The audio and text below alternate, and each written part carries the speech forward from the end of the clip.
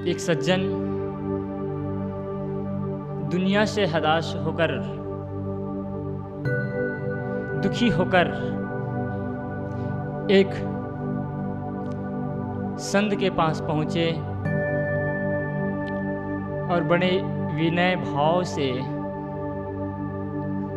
विनम्रतापूर्ण ढंग से बात कही कि हे गुरुदेव, जीवन में मैं सुख के तलाश में दर बदर भटकता रहा। मुझे जहाँ लगा कि यहाँ से सुख मिल सकता है, उस चीज़ की प्राप्ति के लिए मैंने प्रयास किया। धन बटोरा, परिवार में पाला, सब कुछ करके देख लिया, सब मैं तीर्थ व्रत कर लिया, मंदिर में चला गया, सब कुछ कर लिया, लेकिन मुझे शांति नहीं मिली, मेरा कल्याण नहीं हुआ। मैं दुखी अब भी बना हूँ। मैंने सुना है कि जहाँ किसी का आपके दरबार में पहुँच जाने के बाद दुख नहीं रह जाता है, इसलिए मैं आपके दरवाजे में, आपके दरबार में आया हूँ कि हे भगवान, मेरे अंदर के तपन को, मेरे अंदर के जलन को, मेरे अंदर की अशांति को, मेरे दुख को कृपया आप दूर कर दीजिए। आप लोग भी, आपके जीवन में भी ये सब कुछ होता होगा।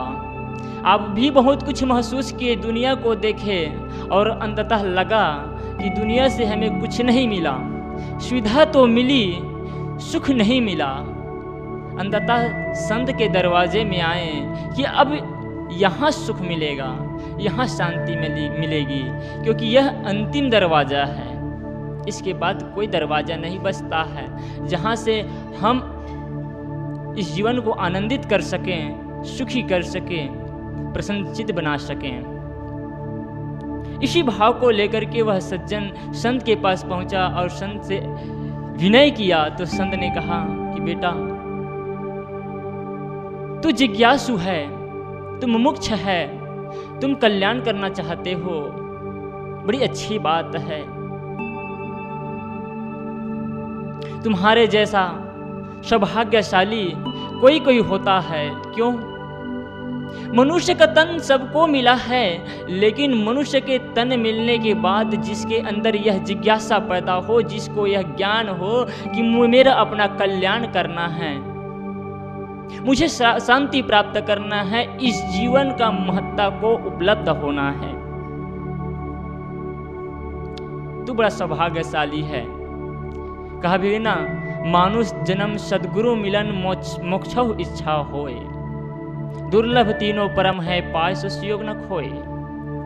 पहला सौभाग्य की बात है मनुष्य का तन मिलना, और सौभाग्य से हम सबको मनुष्य का तन मिला हुआ है। लेकिन मनुष्य का तन मिलना ही सब कुछ नहीं है। यही हमारी गलती रह जाती है कि मनुष्य का तन मिल गए तो हम समझते हैं ऐश करने के लिए हैं, आनंद भोगने के लिए हैं, और इसी भूल में हम इस जीवन को धूल में मिला देते हैं। सौभाग्य की बात है कि हमारे अंदर जागृति आ जाए, समझ पैदा हो कि मेरा अपना कल्याण भी करना है। इस जीवन का लक्ष्य सुख भोगना नहीं, दुनिया में लुभाना नहीं, विषयों में खोना नहीं, बल्कि परम आनंद को उपलब्ध होना है। नर तन कर फल यह विषय न भाई, स्वर्ग स्वल्प अंत दुखदाई।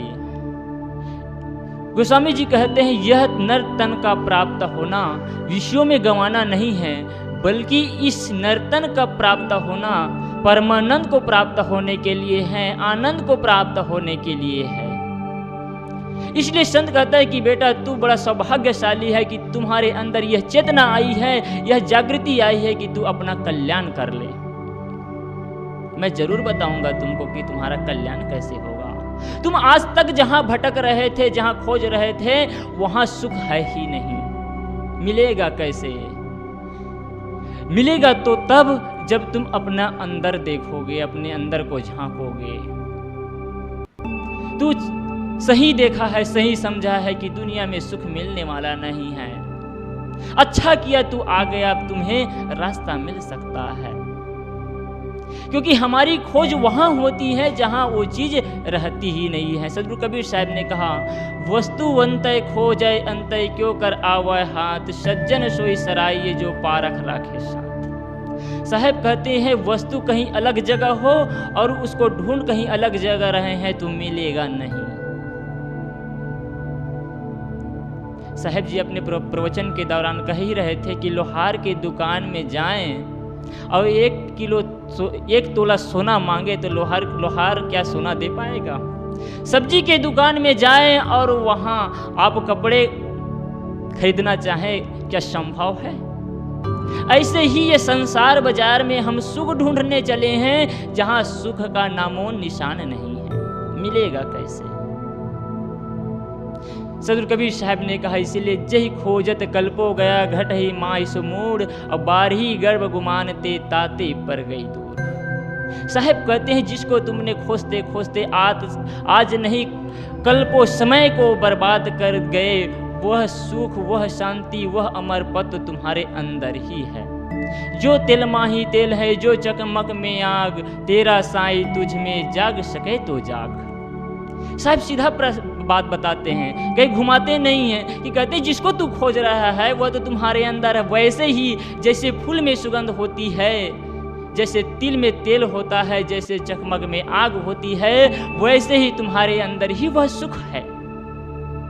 बड़ी भ्रांति में है ना, हम कहीं बाहर ढूंढ रहे हैं। संत कहते हैं कि बेटा तू अच्छी जगह आ गया, तुम्हें अब रास्ता मिल सकता है। तो विनय करके कहा कि गुरुदेव कि कल्याण कैसे होगा, शांति फिर कैसे मिलेगी, मैं कैसे उस शांति को उपलब्ध हो पाऊंगा?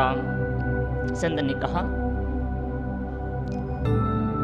संत जीवन जियो, संत के रहने को अपनाओ। संत वह जो कभी दुखी न होता हो, संत वह जो सदैव शांत रहता हो, और जो इस रहने को अपना लेगा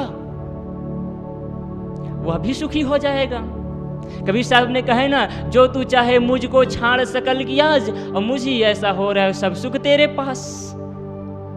अगर सब सुख चाहता है तो जैसे मैं शांत हो गया हूं, जैसे मैं तृप्त हो गया हूं, वैसे तू भी तृप्त हो जा, मेरे जैसे ही बन जा। संत कहते हैं कि दूसरे की सरीखा नहीं बनाते हैं। कहते हैं ना, पारस पत्थर लोहे को केवल सोना बनाता है, पारस नहीं बना पाता है। लेकिन सतगुरु में वह दम है, वह ताकत है कि सतगुरु संत बना देते हैं, अपने सरीखे बना देते हैं।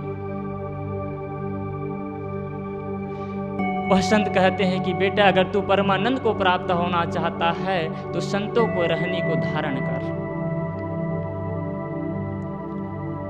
सज्जनों, संत जिस रहनी में चलते हैं, जो जीवन यापन करते हैं, अगर वैसा ही रहनी, वैसा ही जीवन हम भी बना लें तो हमारा भी तो उद्धार हो जाएगा। क्योंकि जो सुख पाने का माध्यम है, जैसे सुगंध लेना चाहते हैं तो फूल से जैसे सुगंध लिया जा सकता है, अपने पास ला करके सुगंध ले सकते हैं, इत्र को अपने पास ला करके, वैसे ही अगर सुख चाहते हैं तो सुख के लिए हमें प्रयत्न करना पड़ेगा। क्या?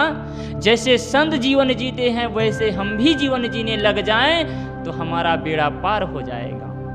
हम जरा अपने अंदर को टटोल करके देखें कि क्या मेरा जीवन एक संत जैसा जीवन है? क्या वह सद्गुण सदाचार मेरे अंदर आया है? नहीं, हम तो बहुत ऊपरी जीवन जी रहे हैं, बहुत भ्रांति में जीवन जी रहे हैं और अपने आप को कभी जान ही नहीं पाते हैं। संत कहते हैं कि मृत्यु को याद करो, मौत की याद करो, राम का नाम लो, और हम काम रस में डूबे रहते हैं, जीवन में आनंद मानते हैं, मृत्यु की ओर मुड़ करके नहीं देखते हैं। कैसे बन पाएगा संत जैसा जीवन हमारा?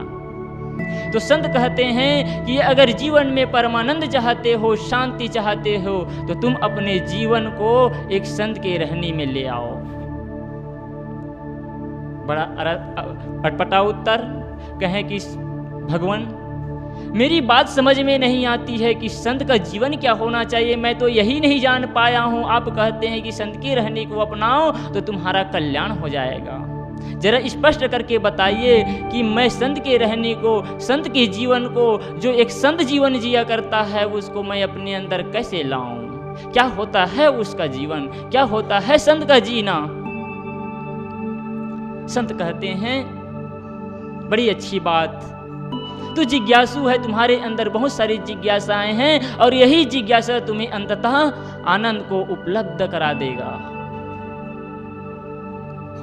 कहते हैं सारे प्राणी मात्र से निर्वृत्त का भाव पैदा करो, प्रेम करो। जिस दिन हम प्राणी मात्र से प्रेम करने लग जाएंगे, कहीं वैर नहीं रह जाएगा तो कहीं मोह भी नहीं रह जाएगा। और जिस दिन वैर और मोह समाप्त हो गया, अर्थात झगड़ा समाप्त हो गया, आपके अंदर के झगड़ा, आपके अंदर का प्रपंच समाप्त हो गया।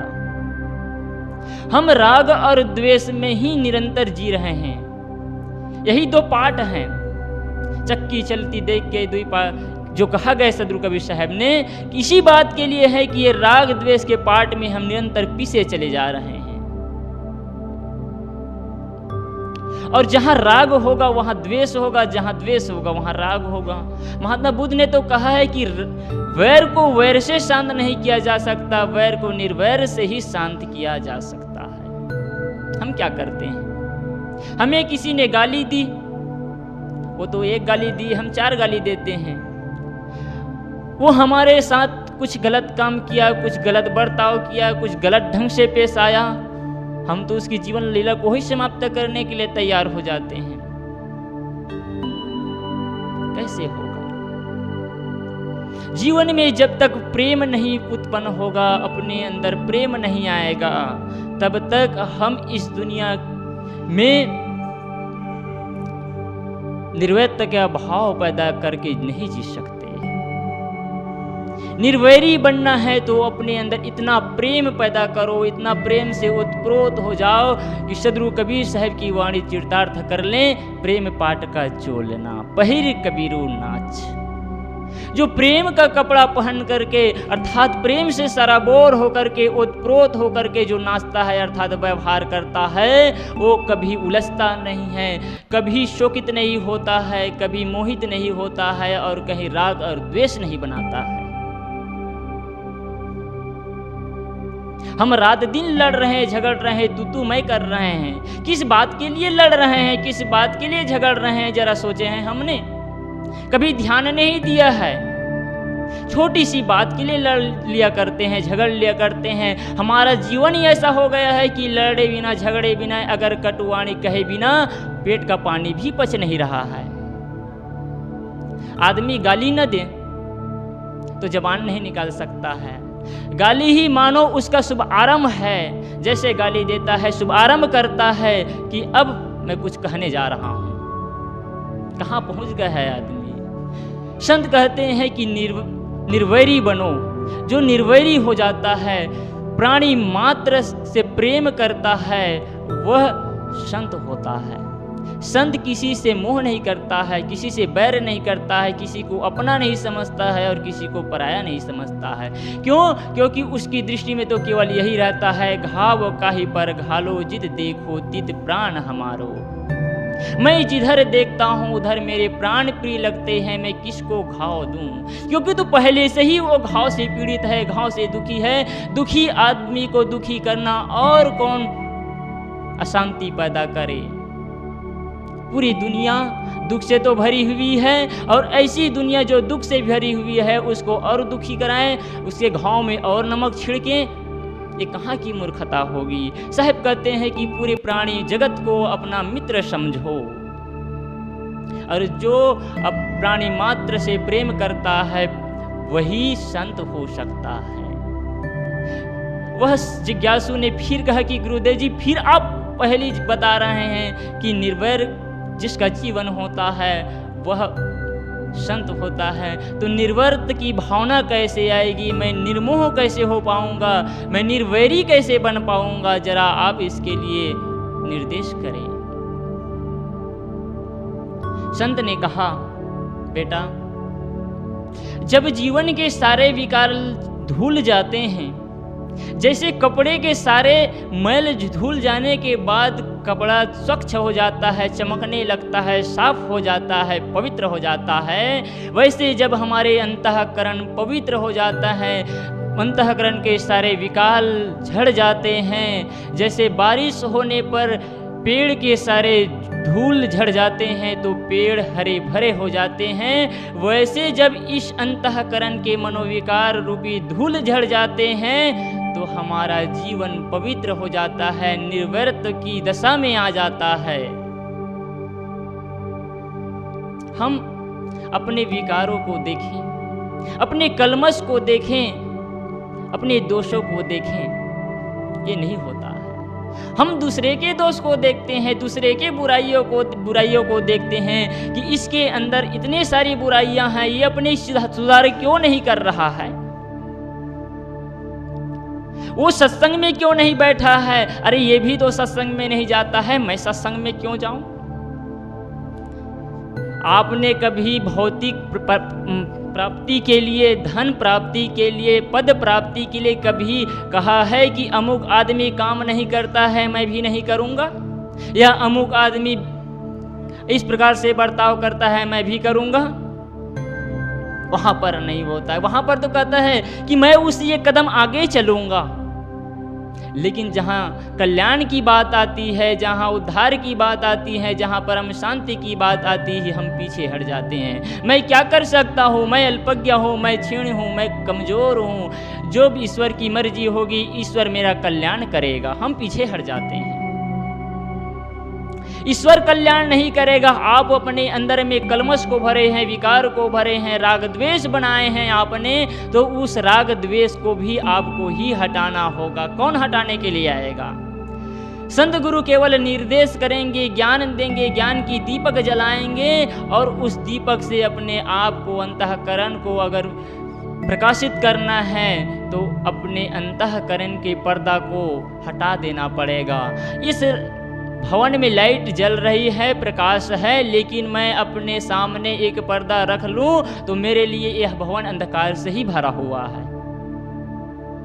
भवन में प्रकाश है, लेकिन मैं एक पर्दा बना लेता हूं तो मेरे लिए तो अंधकार ही अंधकार है ना। ऐसे ही ज्ञान की दीपक तो सदैव जल रहा है, लेकिन हम अपने अंदर के अविद्या को, अपने अंदर के पर्दा को हटा ही नहीं रहे हैं, तो उस ज्ञान रूपी दीपक से कैसे प्रकाशित हो सकते हैं।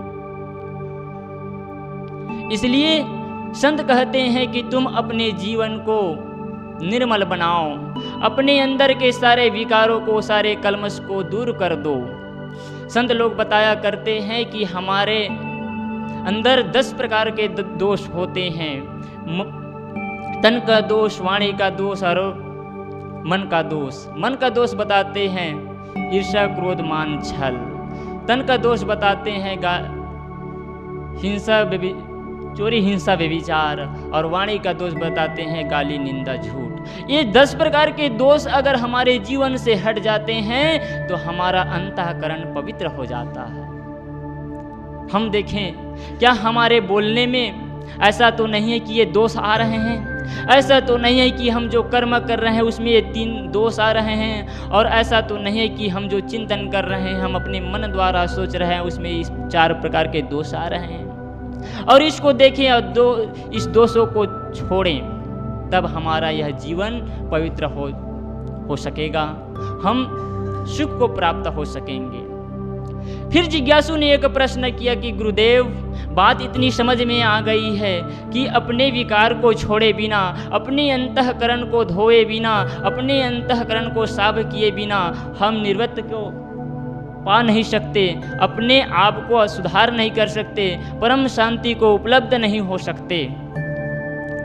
लेकिन मैं अपने इस जीवन को पवित्र कैसे करूंगा, अपने अंदर के सारे विकार को कैसे दूर कर पाऊंगा, जरा इस पर प्रकाश डालिए। तो संत ने कहा, जब सद्गुरु का भजन करोगे, सद्गुरु की भक्ति करोगे, सद्गुरु का आराधना करोगे, तब तुम्हारे जीवन के सारे दोष छटने लगेंगे। क्यों? जब हम सद्गुरु के पास पहुंचते हैं, सद्गुरु के शरण में आते हैं, तब हमें वहां से ज्ञान मिलता है और उस ज्ञान के प्रकाश में हम अपने अंतःकरण को देख पाते हैं कि मेरे अंतःकरण में कौन कौन से विकार भरे हुए हैं, और उसको समझकर मैं निकालने का प्रयास करता हूँ। जब तक हम सत्संग में नहीं आते हैं, सद्गुरु के चरणों में नहीं आते हैं, तब तक यह समझ में बात नहीं आती है कि मेरे में कौन से दोष हैं, कौन सा विकार हैं। बल्कि हम तो अपने को बड़ा अच्छा मानते हैं, अपने को सुंदर मानते हैं कि मेरे में कोई विकार नहीं है, कोई दोष नहीं है। पहली बार जब संत के दरबार में आते हैं, तब समझ होती है कि मैं तो पूरे गंदी नाली से भरा हुआ हूँ। जैसे गंदे नाले में आप डूबे होते हैं तो वहाँ से बदबू ही बदबू आती है। जब संत के दरबार में आते हैं तब पहली बार पता चलता है कि मैं तो गंदी नाली से निकला हुआ लगता हूँ, सारी गंदगी ही गंदगी।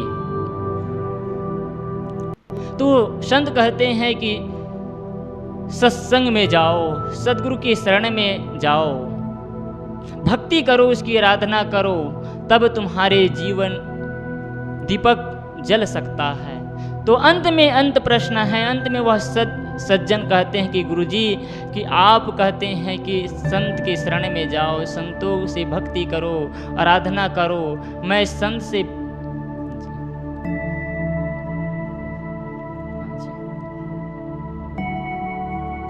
मैं कैसे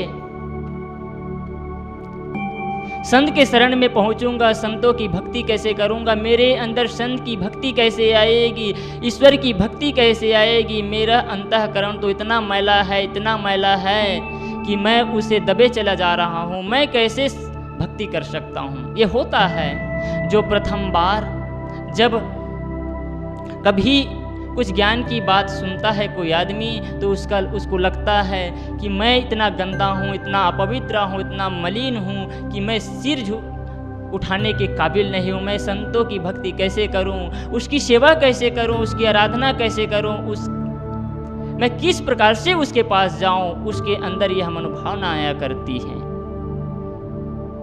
तो वो भक्त सज्जन कहता है कि गुरुजी मेरे अंदर भी वह भक्ति कैसे आ पाएगी कि मैं संतों की आराधना करूं, संतों की भक्ति करूं, उनसे ज्ञान दीक्षा लूं।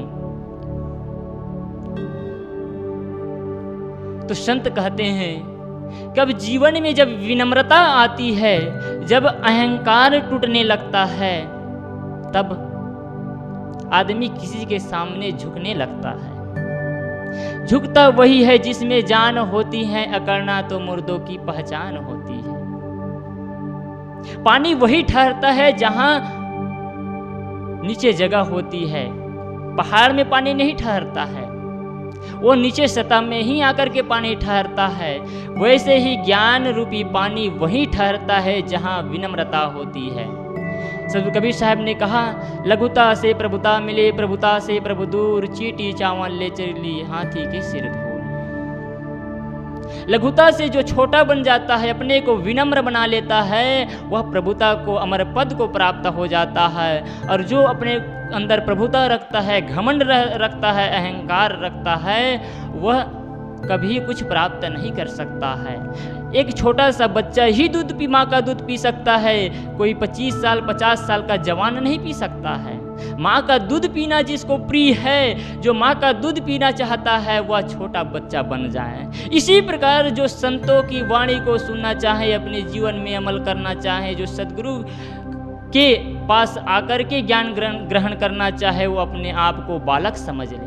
जो बालक समझ लेता है अपने आप को, अर्थात अपने आप को विनम्र बना लेता है, वही ज्ञान ग्रहण कर सकता है। नहीं तो अहंकार के अगिन में दहत सकल संसार, तुलसी बाचे संजन केवल शांति आधार। साहब गोस्वामी जी कहते हैं, सारे संसार के लोग अहंकार की भट्ठी में जल रहे हैं, हम भी जल रहे हैं। क्यों?